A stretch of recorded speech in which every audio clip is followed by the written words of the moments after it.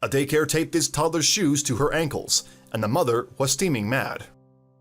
Jessica Hayes, mother of a 17-month-old, hit the roof when she discovered the Elkin, North Carolina-based daycare center called Pleasant Hill had taped her child's shoes and feet together. Hayes took to Facebook to vent and post photos once she had removed the tape from her daughter's ankles, leading several commenters to leave their differing opinions in response. While most were in agreement with Hayes, others believed she should have kept the occurrence a little more private. Jessica is outraged about her daughter's nursery taping up her skin and shoes this way. Hayes' image shows clearly how several tape layers were used to both tighten her daughter's shoes and make sure they didn't come off the child's feet. That was enough to rub Hayes the wrong way, but what set her fuming was the fact that the masking tape around her little girl's foot went well above both of her socks and shoes to become adhered to her skin. "I am upset that this happened to my child. Someone was clearly upset that she was taking her shoes off and had done it out of being aggravated.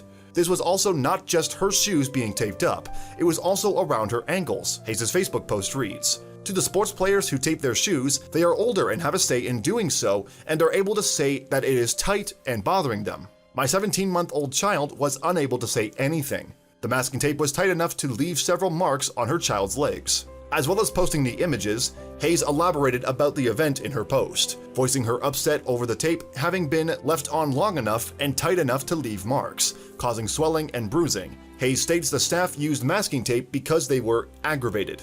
Hayes also claims that 2 of the nursing staff used the masking tape on her child's feet and shoes because she was taking her shoes off and did it out of anger. The vast majority of parents would find this incredibly inappropriate and upsetting if their children were treated this way. If daycare staff were taking out their frustration at a toddler doing natural toddler stuff, that's just as scary. Yes, it does hurt and break trust when you put that trust into 2 individuals who have been with my daughter since she was 6 weeks old, and to come in to her shoes being taped onto her as well as her ankles, Hayes vented. The images caused shock for the majority of commenters. "Oh hell no, I was in childcare for 10 years. This is so not acceptable." Someone else wrote, "I really hope you do something about this. If a parent would have done this, DSS would have been contacted." "I would lose my shit," another posted. Shockingly, Hayes' daughter was not alone that day in having her feet and shoes taped together. When Hayes noticed her child's feet taped up, she went straight to Pleasant Hill's director. She reports that he was, quote, "just as speechless as I was." Then she tried taking the tape off, except her child became too upset. Only natural for a toddler when something as painful as that is happening. Rather, Hayes had to wait until she got home before she could take it off, afterwards ringing the director and informing him that her child had marks and bruises as a result of the tape. Pleasant Hill was quick to respond. Pleasant Hill Daycare as well took appropriate action and dismissed the 2 employees involved. There was a note to all parents to make them aware that an incident did occur.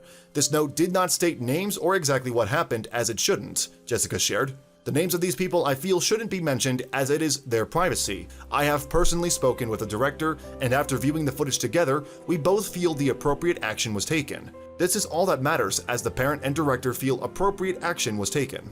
However, other commenters felt Hayes should not have made the whole thing public. "I believe this is a rare and unfortunate incident that occurred," commented one person. "I would still enroll my child and plan on it.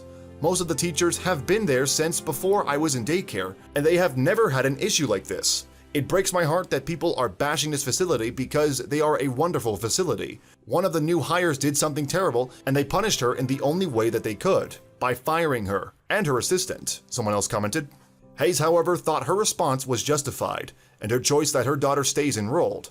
"To those of you who feel I have created a bad name for this daycare and I should take my child out of it if I have an issue, I hold my head high and feel I have done everything needed to be the voice of my child.